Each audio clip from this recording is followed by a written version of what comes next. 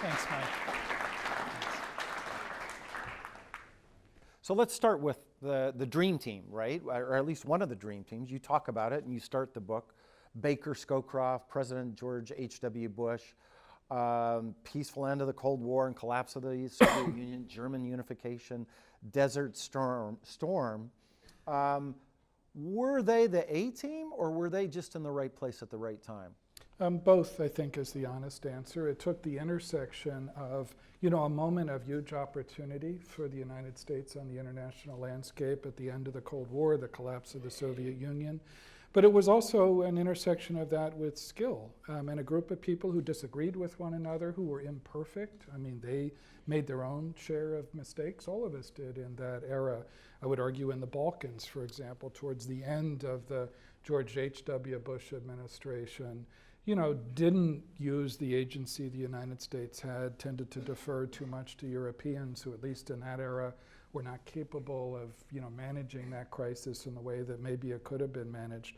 But on balance, I think, got an awful lot of things right. And in hindsight, it looks like, Germany's reunification. Within less than a year after the end of the Cold War and the collapse of the fall of the Berlin Wall, to ensure the reunification of Germany remaining within NATO was not a small achievement, and that took real skill, and it was not foreordained or inevitable.